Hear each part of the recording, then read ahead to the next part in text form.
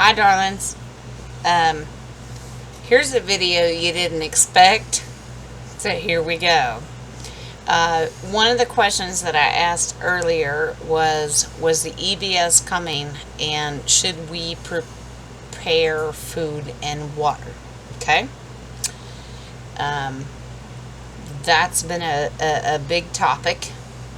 And then the cards revealed if you live in a blue city or a blue state or somewhere that you don't feel comfortable, and you know that it could get a little bit batshit crazy with people burning down cities and that kind of stuff. Let's not get into that. So I wanted to do this because Spirit told me that it was the right thing to do. Here's the hubby. Here's the hubby. How am I going to introduce him? I'm going to tell you something. How am I supposed to introduce him? First of all, he's just my hubby.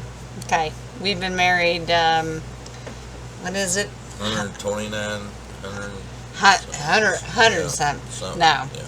Coming up 29 years, come November. We've been together through thick and thin. But I will tell you this. This man's military experience goes above and beyond. So I'm going to introduce him not as somebody so big and powerful that you should ever bow down to. No. But he's lived it and he's experienced it, and his background really quickly. He was in the Marine Corps, and you did that for how many years? 6 years. 6 years. He was a combat engineer. That means he blew shit up. Okay? He just blew shit up. Yeah, that's okay? fun. Yeah, fun Yeah, stuff. I know. And then after 9/11, his heart and soul told him that he needed to re-enlist and make amends, so to speak, after 9/11. This is before all the truth came out, and we all know that we know what we know now. It doesn't matter. Doesn't matter. But this man's heart and soul, he re-enlisted, and he re-enlisted into a unit that is, I really don't want to name the unit.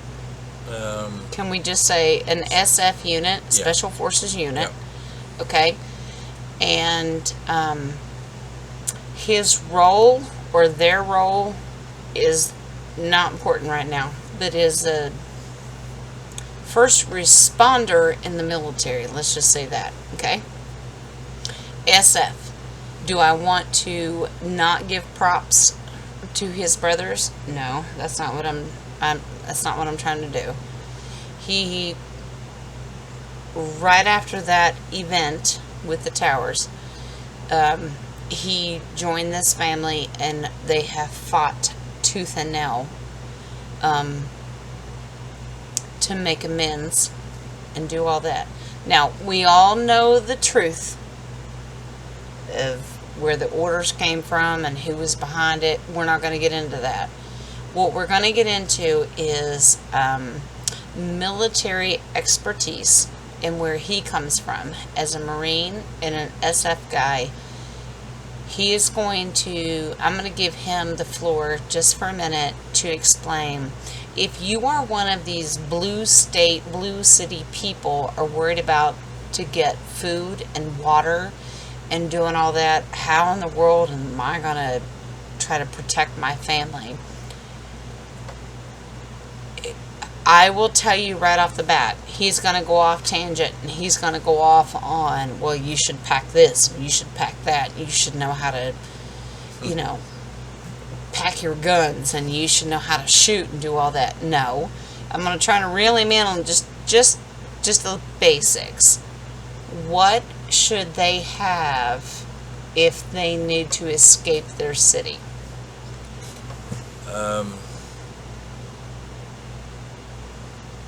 Create yourself what I would call a bug out bag. That means at least one change of clothes, If you're in the, I don't know what area you would be in, but if you have access to like a sporting goods store or let's say a Walmart or someplace like that, Or Army surplus. If they armored have. surplus, anything like that, look for things like water purification kits. Um, it can be something like we have one of our own. It's just basic straw. You can put in. We have multiples. You can put in like just a puddle of water, and you can purify it to where it's like you can drink, drinking water. Um, depending on how severe things are, I can't predict that. But if you have, I mean, just one of those straws can last That'll save your life. an extremely long time. We all know. I'm pretty sure the water straws are 100,000 gallons, but we were also told now that pick and choose what you're going to do. I understand that. Okay. He's talking about water. What is going to kill you first? Because you don't have any water. Okay. So that's what we're focusing on. But the water straw, ours is 100,000 gallons per straw, and we've got multiples of them. So if you got one and you got a family, you can share that, and you're going to last a long time, right? Yep. All right. So food, what would you recommend? I recommend like beans, rice, anything that's if you go and look for dehydrated stuff, because the only thing you need for dehydrated food is just to add hot water. Yeah. So you need water. So there's where your straw comes in. That's where everything connects. Right. Would you recommend MREs? I would recommend MREs, but don't use those as a long-term source, because believe me, I ate MREs for a long time, and they don't agree with you after a very long period. But dehydrated stuff, there's nothing wrong with that. I would recommend dehydrated fruit and stuff, because it gives you the protein. But you recommend like beef jerky and that kind of stuff? Oh, definitely beef jerky. Anything that you can, any meat that you can. You can snack on trail mix, those kind of things. Stuff like that. Those quick packing things. Okay. Protein. That is the big thing. Is protein and carbohydrates, because that gives you your energy, Yep. right? But you have to think of it as like if you go on a camping trip, but extend it for a longer period. Basically, if you go out and you go camping and you get stuck in the woods or get lost in the woods, do you have enough? And we will go into further videos later about how to survive and that kind of stuff, of little things that you can do. Even just one plastic bag can save your life. We won't get into that right now. But what I wanted to bring him on to is to explain that these are things, bug out bag. Things that, so can we get into fire starter? Yep. Have a fire starter. Something that, I mean, you can go to any, like I said, any Walmart works, right? Walmart, Yeah. an outdoor store. Waterproof matches, right? They're relatively inexpensive. I mean, if you can save the lint out of your own dryer, that is the save best the lint out of your own fire dryer. starter ever. You can use that. just a basic. I don't know what they call it nowadays, but just a survival kit. well, Um, it's like a like oh, the flint. yeah, The flint starters. Y'all probably have seen him time and time again, Mr. Bear Grylls. We've got the flint starter too. Yeah, you can scratch that on some dry old man's beer. What they call is an old remedy of a fire starter from an old pine tree. That's way above what you're working on right now. But these are things that you need to think about. So at least just start out with fireproof matches, a lighter. Do I have a light? Well, this is a torch. Yeah. This is a torch. This is butane. Once it runs out of butane, it's gone. But you know what I mean. Just fire. Just have something. Flashlight, flares, any of that kind of have stuff. a flashlight, extra batteries. That's For whatever you're using. for whatever you're using, and if you can find one, get you a AM FM emergency radio that has the weather emergency thing on it, because you get the alerts on that. Yeah, and here's the thing about those radio frequencies. You don't need Wi-Fi. This is just picks it up. Yeah. Remember Dr. Tesla? We talked about this. Radio frequency just works either way. The ham radios, the old ham radios. Ham radios, you can get the actual handheld now. Yeah. That'll work up to like miles. Yeah. And if you get let's say you have, a family of 4, you can actually get those to where they're in, packs of 2 and 4 to where they'll reach like 12 miles. Yeah. So communication is going to be the key, because if we don't know what's going to happen. If they shut down the electric grids and people don't have communication, that's going to affect your cell phone. It's going to affect your landline. That's going to affect your computer. If you have you ain't gonna have nothing. If you have the handheld radios, they run off a different frequency, so you can actually communicate with each other. And if you have family members that are close, you can communicate with them. Right. And all this is about preparing. Right. Yeah. It's not happened yet, but and we pray to God it doesn't. And I will tell you one thing. We all heard about EBS, and EBS can just mean, that's okay, just bunker down in your house. Well, everybody lives differently. We don't know who's got what.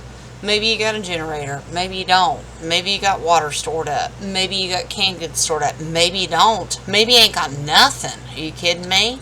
So this is what he's talking about, is like a bug out bag. If you really need to leave your area, these are some of the things that you need to have in your bag. Okay? Think about things that you can do. Can you start a fire? Can you harvest food? Or do you have food on you? Can you purifying water is number one. Okay? And I've got, in another video, I'll pull it out of my storage and I'll show you. Purifying water is your number one thing you could ever do in your life. You can live without food. You will die without water. Yeah. Okay? That's number one. Okay? Can you start a fire? Let's say it happens in the dead of winter. Are you going to be able to keep warm? Now, we're not going to get into security right now, because lighting a fire might give you your position away. We're not getting into that right now. But if you need to keep warm, can you start a fire if you need to? So that's another thing we're going to talk about. But we're just going to sum it up real quick. So water, food, fire, warmth, security. Security. What do you have? Are we number one experts on how you should secure yourself? Because I don't know where you live. If you live in an area that you're not allowed to have the pew-pews? Do you have the Stabby, jabber stabby, thingies, yeah. the stabbies? I want you to think about what you can do, okay? Think ahead of time. Do whatever you have to do. Pew-pews and stabber-dabbers, you do your thing. So we're talking about bug-out bags and what you need to do. If this is going to be so big that we need to worry about that, I pulled cards on this. Remember, look at the previous video. I don't think it's going to be the majority. I think it's going to be here and there. How long is it going to last? I don't know. I haven't pulled cards on that.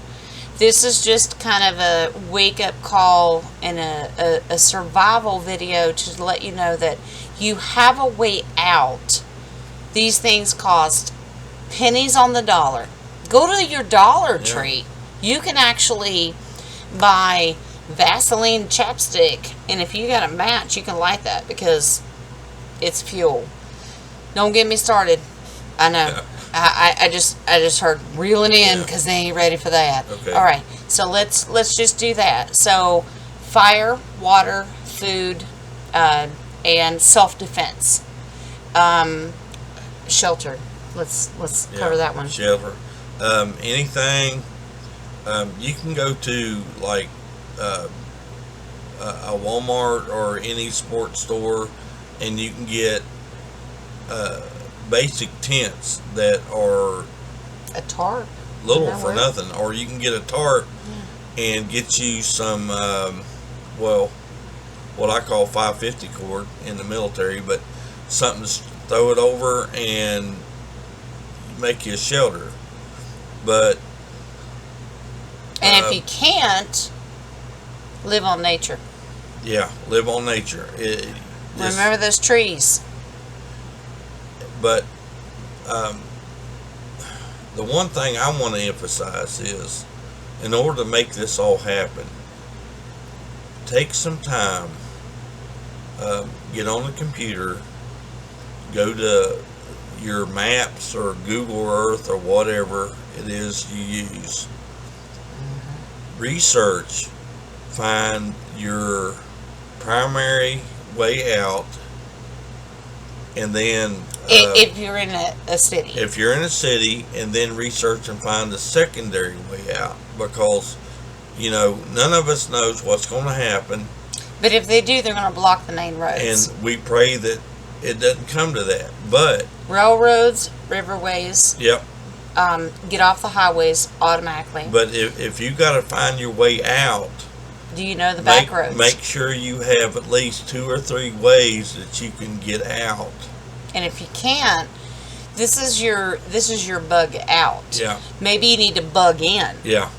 And if you have to stay in, buy you some extra duct tape for one. Well, duct tape, rolls of plastic to where you can if you can cover your windows,